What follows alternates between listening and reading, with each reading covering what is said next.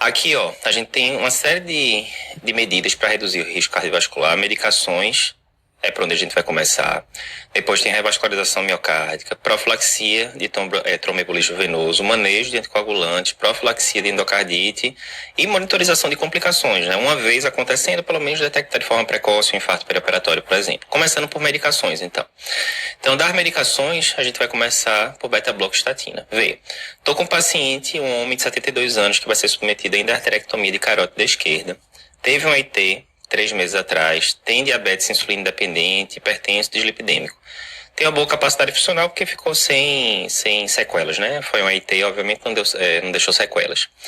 E aí esse paciente viu, tô indo para uma cirurgia vascular, tem muito fator de risco. Ele jogou lá no Google, encontrou algum texto dizendo que para preparatório de cirurgia vascular, beta-bloqueador é espetacular, diminui muito o risco. E aí?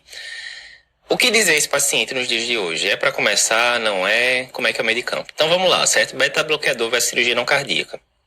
As principais evidências que a gente tinha antes de beta-bloqueador em cirurgia cardíaca era de um grupo holandês que publicou esses estudos chamados Decrease, né? Decrease de diminuir. Aí tem Decrease 1, 2, 3, 4, 5, 6, enfim, uma série de publicações. Uma das primeiras foi essa daqui, publicada no New England. O primeiro autor sempre é esse Don Poldermans aqui, que a gente vai falar depois. E que eles pegavam pacientes que iam para cirurgia vascular, botava bisoprolol no lado e placebo do outro lado. O resultado foi uma diferença muito grande. Ó. O endpoint primário era morte e infarto. Percebo que no grupo placebo, a incidência dessas complicações aqui chegava a 30 e poucos por cento. E no grupo que usou bisoprolol, ficava ali em torno de 3%. Diminuía muito, 90%, arredondando o risco de morte e infarto. Esse estudo aqui é bem interessante para quem gosta de análise de medicina baseada em evidência. Bota lá depois no site do Luiz, que é Medicina Baseada em Evidência. Bota no Google, Medicina Baseada em Evidência Decrease, que vai aparecer a análise do Luiz, muito boa. Simplesmente era aquele negócio, era um estudo bom demais para ser verdade, né? Primeiro, uma coisa que diminui 90% o risco de complicação de alguma coisa, já está estranho, né? Segundo, você tem uma incidência tão alta de complicação como morte e infarto, mais de 30%, em uma cirurgia eletiva tal, tá estranho também. Então tem uma série de coisas que já denotavam que tinha alguma coisa estranha na jogada. Mas tudo bem, passou a parte do estudo de Decrease, esse foi o Decrease inicial, tiveram outros na sequência, etc. Beleza. Na época, então, vários guidelines incorporaram o uso de beta-bloqueador e por aí vai. Ok. Quando foi em 2008, saiu o estudo POISE, que foi publicado no Lancet, né? Como é que era o estudo POISE? Ele pegou mais de 8 mil pacientes, estudo grande. A maioria dos pacientes era de risco cardiovascular intermediário. E ele randomizava para placebo ou metoprolol. Tem várias críticas ao estudo. Esse metoprolol era iniciado bem perto da cirurgia, geralmente 24 horas antes, e era dado dose muito alta. Ah, Eduardo, eu não estou tão acostumado com metoprolol. Tá bom, pensa um atenolol da vida, né? Que todo mundo tem costume. Você pode passar 25, 50 miligramas de dose inicial, a dose máxima chega a 100, 200, dependendo da fonte, né? Então é como se ele botasse um atenolol da vida. Um paciente que nunca usou começasse, digamos, com 50 de 12 de atenolol. Um paciente que nunca usou beta-bloqueador na vida, geralmente não é assim que a gente faz, né? A gente começa com uma dose mais baixa, vai subindo. Por nesse estudo aí do pós, ele entrava com metoprolol, dose alta, podendo chegar até 50 de 6 em 6, rapidamente. Então, assim, dose muito alta, e a gente sabe que isso vai aumentar, né, teoricamente, risco de hipotensão, bradicardia, uma série de complicações. Então, era isso, começava muito perto da cirurgia, horas antes, né? E aí, o que se observou foi o seguinte, em relação ao endpoint primário, não foi nem tanto que achou, não teve nem tanta, não foi nem o que marcou tanto, a diferença não era tão grande, mas quando ia para infarto, beleza, teve uma diminuição, essa curva aqui de baixo é a curva do beta-bloqueador, beleza, então protegeu contra infarto significativamente, mas aumentou bastante AVC, aumentou bastante, e morte, de forma geral, mortalidade geral, que não era o endpoint primário, né, era um desfecho composto, morte também aumentou. Aí falou, opa, resumo da história, né? Diminuiu o infarto, aumentou AVC e aumentou a mortalidade geral. Então, não está parecendo ser uma troca muito boa, né? Eu diminuir infarto e aumentar AVC e principalmente aumentar a morte, né? Então, causou um impacto grande na época, mas o pessoal que era defensor do beta-bloqueador entrou muito nessa história, pô, mas também não conta, né? O pessoal começava horas antes, o beta-bloqueador já começava na dose muito alta, né? Não ia escalonando a dose com calma, tal, complicado, isso não significa nada. Enfim, isso foi 2008. Quando foi 2009, saiu o guideline da Sociedade Europeia, né, do ESC, sobre manejo perioperatório. E aí, quando ia para as recomendações, assim, o primeiro autor desse guideline tá aqui, o Don Poldermans, né, que é o mesmo cara dos estudos de Crise, né? E aí, quando você ia para as recomendações, vê só, beta-block recomendado em pacientes que vão para cirurgia de alto risco, por exemplo, cirurgia vascular, que era o caso que a gente comentou lá no começo. Classe recomendação 1, né, aquele é para fazer, né, nível de evidência B, ou seja, nível de evidência B é o segundo melhor, né, ou é um estudo isolado, ou são estudos observacionais, né, não é aquele mega trial, mas beleza, evidência muito alta. Beta-bloqueador deve ser considerado para pacientes que vão para cirurgia de risco intermediário, tipo uma colestectomia, uma cirurgia ortopédica, nível de evidência 2A, ou seja, como regra, é para fazer também, é fazer na maioria dos casos. E mesmo em pacientes que iam para cirurgia de baixo risco, tipo uma catarata, uma cirurgia de mama, também poderia ser considerado recomendação 2B, aqui recomendação mais fraca, realmente, recomendação de exceção. Mas resumindo, você poderia meio que resumir aqui como, a maioria dos pacientes que vão fazer alguma cirurgia devem usar beta-bloqueador. Essa era a recomendação da época, 2009. Ok. Quando foi em 2011, aí foi uma confusão danada. Foi logo no primeiro ano do site, eu me lembro, acho que foi o André que escreveu esse post, então a confusão do cão, que o Don Poldermans, que é o principal autor do Decrease, da série Decrease, é o principal autor o primeiro autor da diretriz europeia até então, né, 2009. O cara foi despedido da universidade lá da Holanda, eu não me lembro se era Rotterdam, Erasmus Medical Center. Ele foi despedido porque descobriram que tinham as manipulações de estudo, enfim, principalmente no Decrease 4 e 5. Não era em todos os Decreases, não.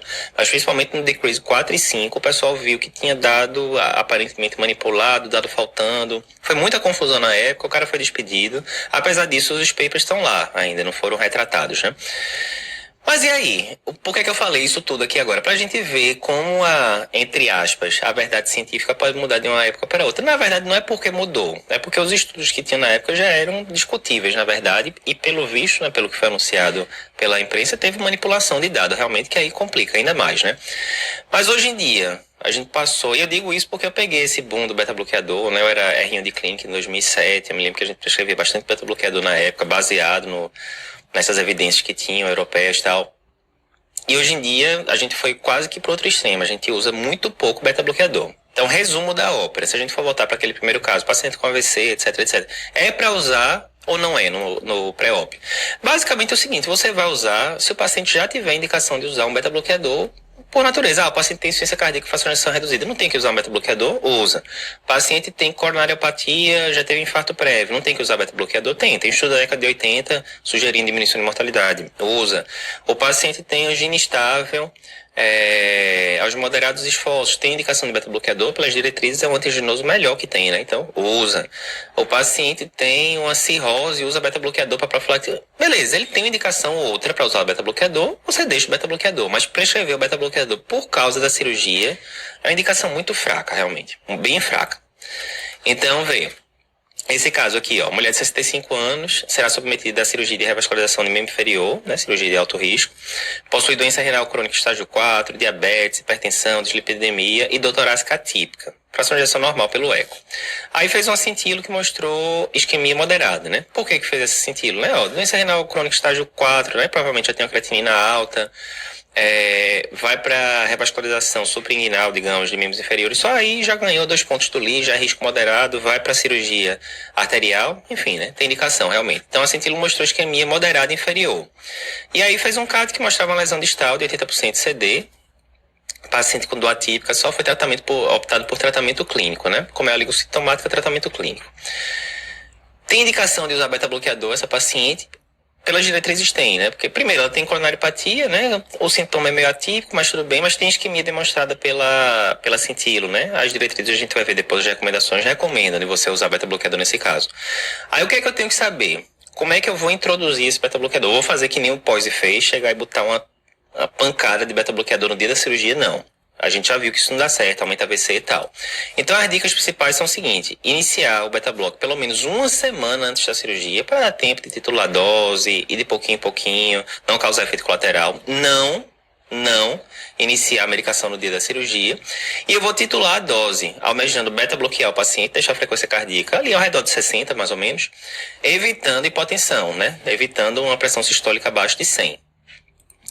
Então, por exemplo, nesse caso, certo? O paciente tem isquemia, tem coronariopatia, tá? Vou começar um beta-bloqueador. Aí, nesse caso, introduzir metoprolol, por exemplo, succinato metoprolol 25 duas vezes por dia, uma dose mais baixinha. E aí depois, uma semana depois, o paciente voltou, aumentei para 50 duas vezes por dia, por exemplo. O paciente ficou assintomático.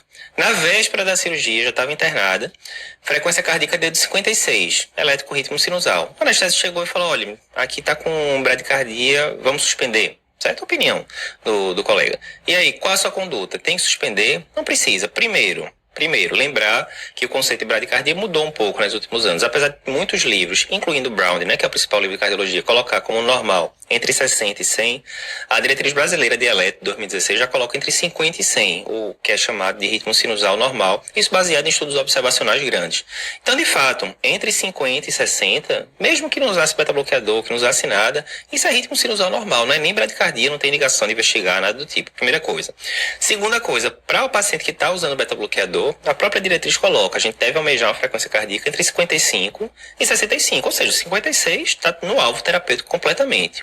Terceira coisa, eu não devo suspender abruptamente beta-bloqueador antes de cirurgia. Então tá aqui, ó, suspensão de beta-bloqueador versus cirurgia cardíaca, não cardíaca. A suspensão abrupta do beta-bloqueador pode aumentar o risco de eventos. Quem disse? Tem alguns estudos, né? Tem um estudo da década de 70 com poucos pacientes e tal.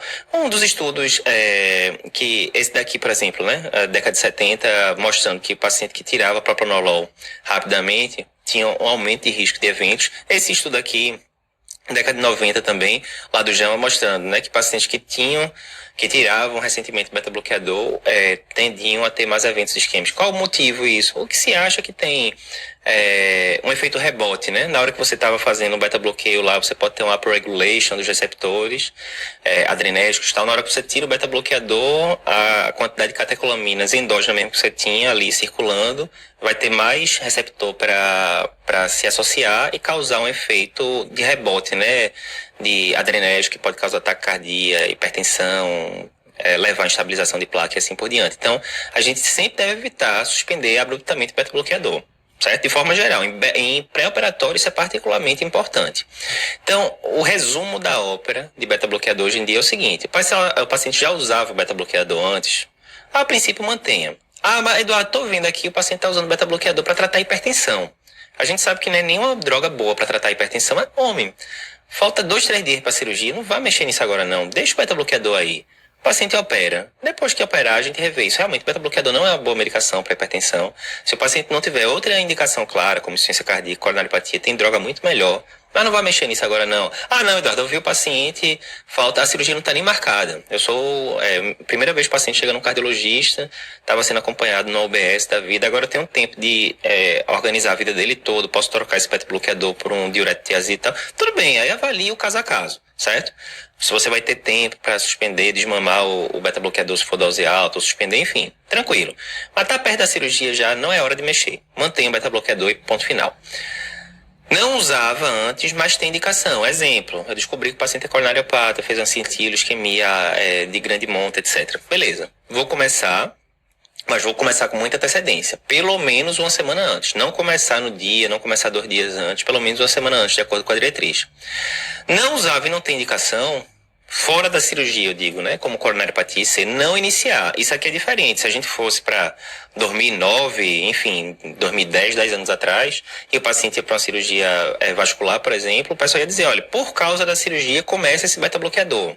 E mantém aí durante um mês e tal. Hoje em dia essa indicação caiu por terra. Você dificilmente, pelas diretrizes internacionais, você até pode considerar a indicação 2B ali, né? Enfim, para facilitar não existe mais, certo? Para facilitar o raciocínio.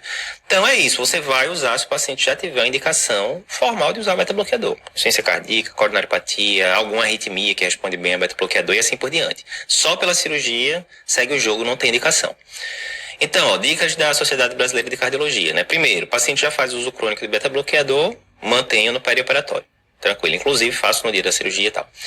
Recomendação 2A, né? Lembrar que quando a gente bota aqui o verdinho é porque é recomendação grau 1, quando bota amarelo é recomendação 2A, laranja 2B, evidência fraca, e vermelho 3 não é para usar. Então 2A, usar beta-bloqueador no perioperatório se o paciente tiver angina típica, né? Enfim, ou se tiver isquemia demonstrada por métodos de imagem, certo? Então, pode usar também, era aquele caso lá, fez sintoma típico, fez um cintilo, isquemia moderada e assim por diante. Terceira dica, nos pacientes em que o beta-bloqueador foi iniciado, almejar uma frequência cardíaca entre 55 e 65, ao redor de 60, resumindo, evitando pressão sistólica muito baixa, abaixo de 100.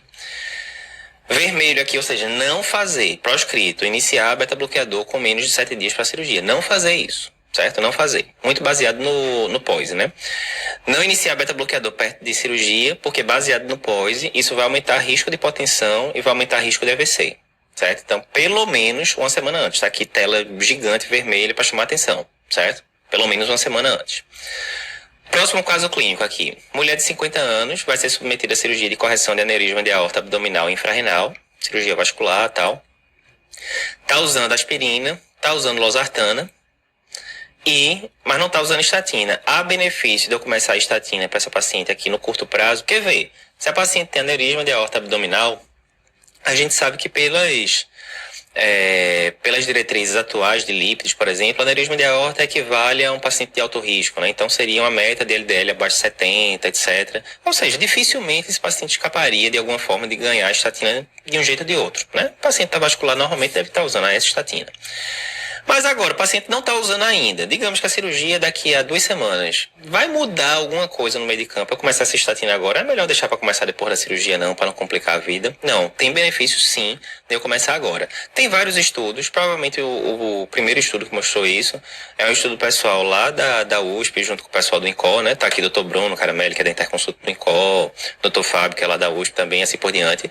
E eles viram que, comparando com placebo, o grupo que usou a atorvastatina, predominantemente pacientes que iam para cirurgia vascular, houve diminuição de risco cardiovascular. Houve outros estudos depois que mostraram resultados similares, mostrando que estatina sim, nesse ambiente perioperatório, principalmente cirurgia vascular arterial, diminui risco de complicação.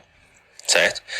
Então é isso. O primeiro trabalho que mostrou benefício foi esse brasileiro. Outros estudos posteriormente confirmaram. Então é isso. Cirurgia arterial por aterosclerose, certo? O paciente já teria indicação PSI de estar usando estatina, sim.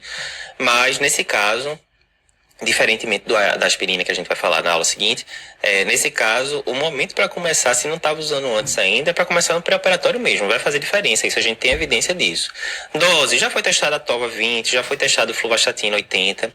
Aqui, sinceramente, é aquele negócio, apesar dos estudos terem vistos com essas doses, não vejo motivo para não usar Rosuva, ou tô no SUS, só tem Simva, usar Simvastatina e assim por diante, né? Então, resumão, né? Estatina e cirurgia cardíaca e cirurgias eletivas, principalmente vasculares, né? Quando for iniciar, começar pelo menos 15 dias antes, foi o que foi visto nos estudos, né? Eduardo, eu tô 10 dias antes, é bom senso, né? Tá 10 dias antes, começa também, mas pelos estudos era 15 dias antes, é o que tá lá na diretriz, né? Então, resumindo, eu vou começar classe 1, pacientes que serão submetidos a operações vasculares, os pacientes já teriam indicação de usar estatina pela própria doença de base, né? Pacientes que vão ser submetidos à cirurgia não vascular, mas que possuem indicação, lógico, o paciente vai ser operado numa colestectomia, mas teve AVC por evento ateroembólico ou tem coronariopatia, já tem indicação de usar estatina, né? Esses pacientes com doença aterosclerótica manifesta já são considerados pela diretriz como muito alto risco, o alvo dele é abaixo de 50, tem que usar, ponto final. Começo, né? Manter os pacientes que já fazem uso, também tem trabalho